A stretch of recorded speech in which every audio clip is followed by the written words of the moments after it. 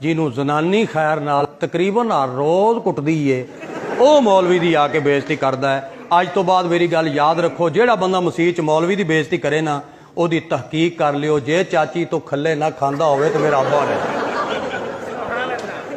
ਕਿਉਂਕਿ ਇੱਜ਼ਤ ਵਾਲਾ ਬੰਦਾ ਇੱਜ਼ਤ ਵਾਲੇ ਬੰਦੇ ਦੀ ਬੇਇੱਜ਼ਤੀ ਕਰ ਨਹੀਂ ਸਕਦਾ। ਇਹ ਬੰਦਾ ਕਮੀਨਾ ਕਰਦਾ, ਇੱਜ਼ਤ ਵਾਲਾ ਤੇ ਇੱਜ਼ਤ ਤਕਸੀਮ ਕਰਦਾ। ਜਿਹੜਾ ਮੌਲਵੀ ਨੂੰ ਆਖੇ ਇਹ ਦੇਰ ਨਾਲ ਕਿਉਂ ਆਇਆ ਤੇ ਸਵੇਰ ਨਾਲ ਕਿਉਂ ਆਇਆ, ਸਮਝ ਲੈ ਕੇ ਇਹਦੀ ਲਿਟਰੇਸ਼ਨ ਹੋਈ ਹੈ। ਤੈਨੂੰ ਤੂੰ ਕੁਝ ਨਾ, ਕਿਉਂਕਿ ਵਿਚਾਰਾ ਘਰੋਂ ਵੀ ਖੱਲੇ ਖਾ ਕੇ ਆਇਆ ਤੇ ਅੱਗੋਂ ਤੂੰ ਵੀ ਆਕੜ ਜਾਏ ਤੇ ਗਰੀਬ ਜਾਵੇ ਕਿਹੜਾ ਮਰ ਜਾਏਗਾ। ਕੋਈ ਗੱਲ ਨਹੀਂ, ਕੁਝ ਨਾ ਆਖ ਉਹਨੂੰ।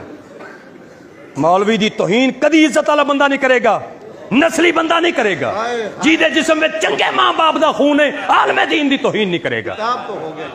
ਇਹ ਕੰਮ ਕਮੀਨਾ ਬੰਦਾ ਕਰੇਗਾ, ਭੈੜਾ ਬੰਦਾ ਕਰੇਗਾ, ਘਟੀਆ ਬੰਦਾ ਕਰੇਗਾ। ਬਾਕੀ ਮੌਲਾ ਮਾਂ ਨੂੰ ਇਹ ਕਹਾਂਗਾ, ਜਿਹੜੇ ਬਾਇਜ਼ਤ ਮੇਰੇ ਸਾਥੀ ਬੈਠੇ ਨੇ ਉਹਨਾਂ ਨੂੰ ਇਹ ਅਰਜ਼ ਕਰਾਂਗਾ ਕਿ ਜਦੋਂ ਤੁਸੀਂ ਨਮਾਜ਼ ਪੜ੍ਹਾਉਂਦੇ ਹੋ ਬਾਹਰ ਭਾਵੇਂ ਕੋਈ ਚਵਲਾ ਸ਼ਵਲਾ ਮਾਰਦਾ ਹੈ, ਮਗਰ ਤੇਰਾ ਸ਼ਾਨ ਅੱਲਾ ਕਿੰਨਾ ਬਣਾਇਆ। ਜਦੋਂ ਤੂੰ ਨਮਾਜ਼ ਪੜ੍ਹਨਾ ਜਿੱਥੇ ਤੇਰੇ ਪੈਰ ਹੁੰਦੇ ਨੇ ਤੇ ਪੂਰਾ ਮਹੱਲਾ ਤੇਰੇ ਪੈਰਾਂ ਵਿੱਚ ਮੁਹੰਮਦ ਦੇ ਰੱਬ ਨੇ ਕਿਵੇਂ ਝੁਕਾਇਆ। ਹਾਏ ਆਇਆ, ਇਹ ਮੰਜ਼ਰ ਕਦੀ ਵੇਖਿਆ ਹੀ? ਇਹਦੇ ਉੱਤੇ ਵੀ ਤੂੰ ਗੌਰ ਫਿਕਰ ਕਰ ਤੇ ਸੋਚ। ਮੇਰੀ ਬੜੀ ਪੁਰਾਣੀ ਤਕਰੀਰ ਦਾ ਜੁਮਲਾ ਜਵਾਨੀ ਵੇਲੇ ਵਾਲੀ ਦਾ। ਮੈਨੂੰ ਇੱਕ ਬੰਦਾ ਟੱਕਰਿਆ ਤੇ ਕਹਿਣ ਲੱਗਿਆ, ਡੋਗਰ ਸਾਹਿਬ, ਮੈਂ ਕਿਹਾ ਬਿਸਮਿल्ला ਕਰਾਂ। ਕਹਿਣ ਲੱਗਾ ਜੀ ਮਸਜਿਦ ਦਾ ਮੌਲਵੀ ਸਾਹਿਬ ਚਲੇ ਗਏ ਨੇ, ਤੁਰਨ ਫਿਰਨ ਵਾਲਾ ਬੰਦਾ ਹੈ, ਕੋਈ ਇਮਾਮ ਲੱਭ ਦੇ। ਇਮਾਮ ਬਿਲਕੁਲ ਮੇਰੀ ਤਰ੍ਹਾਂ ਪੜ੍ਹਿਆ ਲਿਖਿਆ ਸੀ, ਇਮਾਮ। ਮੈਂ ਕਿਹਾ ਜੀ ਬਿਲकुल ਇਮਾਮ ਲੱਭ ਕੇ ਦਿੰਦੇ ਆ, ਤੇ ਇਹ ਫਰਮਾਓ। ਮੈਂ ਕਿਹਾ ਕਿਵੇਂ ਹੋਵੇ? ਹਾਫਜ਼ ਹੋਵੇ, ਹਾਫਜ਼। ਮੈਂ ਕਿਹਾ ਚਲੋ ਬਈ ਪੂਰਾ ਹਾਫਜ਼ ਹੋਵੇ, ਕਾਰੀ ਵੀ ਹੋਵੇ।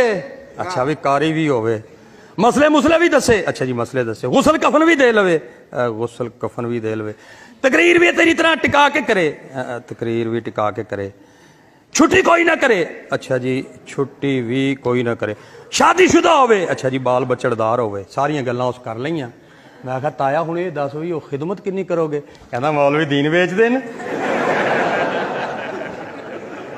ਮੈਂ ਕਿਹਾ ਮੈਂ ਸਮਝ ਗਿਆ ਕਿ ਕੀ। ਮੈਂ ਕਿਹਾ ਤੂੰ ਇਸ ਤਰ੍ਹਾਂ ਕਰ, ਬਹਾਵਲਪੁਰੋਂ ਪਲਾਸਟਿਕ ਦਾ ਲੈ ਆ ਮੌਲਵੀ, ਉਹਦੇ ਵਿੱਚ ਫੂਕ ਭਰ ਲਈ ਤੇ ਜਦੋਂ ਨਮਾਜ਼ ਪੜ੍ਹੀ ਤੇ ਫੂਕ ਕਰਕੇ ਉਹਨੂੰ ਨੁੱਕਰ ਨਾਲ ਲਾ ਦਿੱਤਾ। ਉਹ ਤੈਨੂੰ ਵੱਢਣੋਂ ਬਤਕਾਂ ਹੈਂ, ਤੂੰ ਦੁਨੀਆ ਤੋਂ ਜਾਵੇਂ ਤੇ ਤੇਰੀਆਂ 7 ਜੁਮੇ ਰਾਤਾਂ ਤੇ ਤਕਰੀਰ ਮੇਰੀ ਹੋਵੇ, ਅੱਲਾ ਕਰੇ। ਤੈਨੂੰ ਹਯਾ ਨਹੀਂ ਆਂਦੀ? ਤੇਰੀ ਸੱਸ ਹੈ, ਸਾਡੀ ਕੋਈ ਨਹੀਂ। ਤੇਰੀ ਰਿਸ਼ਤੇਦਾਰੀ ਹੈ, ਸਾਡੀ ਕੋਈ ਨਹੀਂ। ਸਾਡੇ ਬੱਚੇ ਪੈਸੇ ਨਹੀਂ ਮੰਗਦੇ, ਨਹੀਂ ਅਸਾਂ ਕੀ ਖਾਂਦੇ ਆ, ਅਸਾਂ ਖਲ ਖਾਂਦੇ ਆ।